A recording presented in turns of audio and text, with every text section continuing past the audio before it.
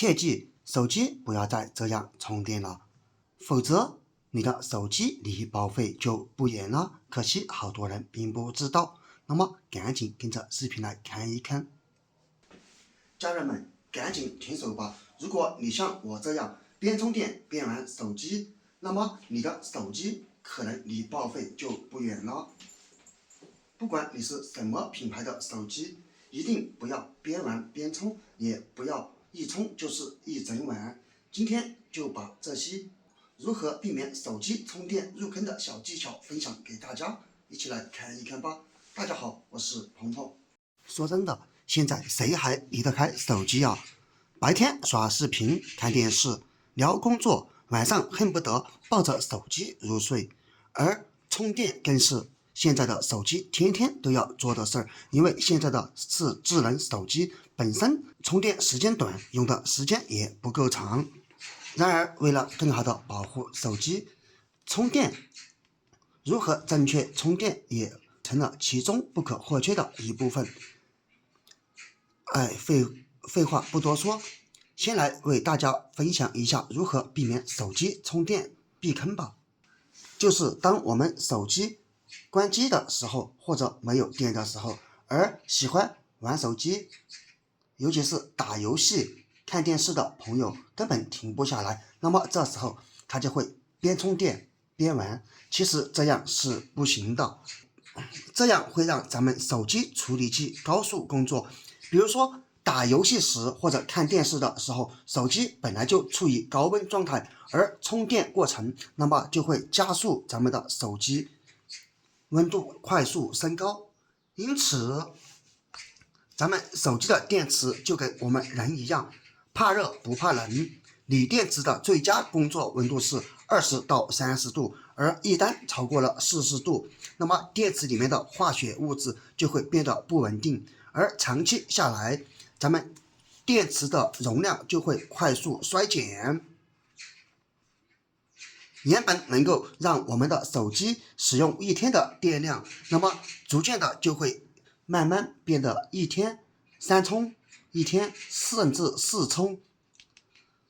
出門時還是100%的電量，而回來時那麼就變成20%、30%了。因此一定不要邊玩手機邊充電哦，並且如果邊玩手機邊充電，那麼也可能會引發安全問題。之前在新聞裡面的手機爆炸，我相信很多朋友都聽說過吧？這就是因為邊充電邊玩手機，導致手機高溫引起的爆炸。因此就算沒有安全隱患，那麼如果手機電池壞了，換一個手機電池也得100-200塊吧，而好的手機那麼換一個電池甚至好幾百塊。所以我們盡量不要一邊玩手機一邊充電哦。然後是第二點，有很多朋友睡覺時都會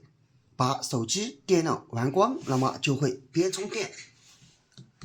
這樣一充就是一整晚，或者是常年把這個電插起來不拔掉，其實這樣是不行的。很多人覺得反正手機有充電保護，甚至於插板有智能斷電的，其實這樣是不行的。因為手機充滿了以後，滿狀態下一直插着，電池處於高壓狀態，電解質會分解，循環壽命就會直接導致縮水。所以手機的電量我們最好是保持在20%到80%之間。第四，我們為手機充電的时候，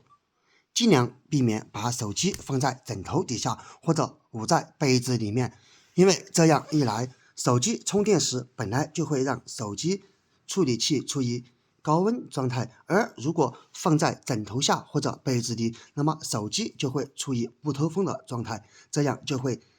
加速讓我們手機持續高溫，這樣不僅僅會對手機造成一定的損害，也對我們是相當的危險哦。家人們一定要記住這一點。第三，不要亂用充電頭和充電線。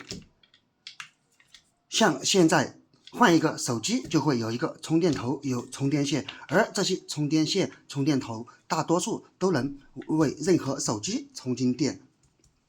而更是有人圖便宜使用雜牌手機充電器和充電頭，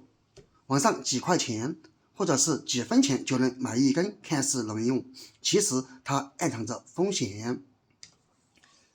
你看，比如說我们來對比一下，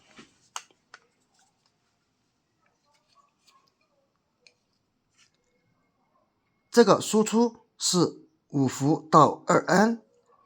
其實我們仔細相較對比一下兩個就能非常清楚的看見。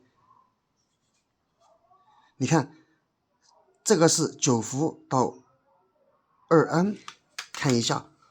手機充電器大小都不一樣，其實都是可以用來為手機充電的，但是我們盡量使用原裝充電器和這個原裝數據線哦。用這些雜牌充電器、充電線，它不僅僅可能對我們手機造成損害，並且這些雜牌手機充電器，它充電又慢，而且充的時候還發燙，有的時候像這個接口處還會發黑，甚至是不是原裝手機充電時也會出現接觸不良的這些情況。因此家人們不要省這幾塊錢，我們充電時只用原裝或者正規品牌的手機充電頭和手機充電線，這樣也不會出現接觸不良、充電慢或者對手機造成損害的情況了。家人們，以上幾個充電小技巧都學會了嗎？最後再為大家規劃一下重點。第一，手機充電時盡量不要使用手機，避免高負載。第二，充電滿了之後及時拔除，也不要徹夜充電。第三，手機充電器、手機充電線只用原裝的正規的充電器和充電線。第四，充電時不要把手機放在枕頭底下或者被子裡，讓手機保持通風散熱的狀態。雖然說這些習慣看似微小，其實在長期的影響下太大了，尤其是手機，我們天天都會用到它，好好保護才能用得久。趕緊把這些技巧分享給家人們吧，別讓他們再犯這些小錯誤了。關注我，下期分享更多的技巧。好了，家人們，本期視頻就分享到這裡了，我是鹏鹏，我們下個視頻不見不散，拜拜。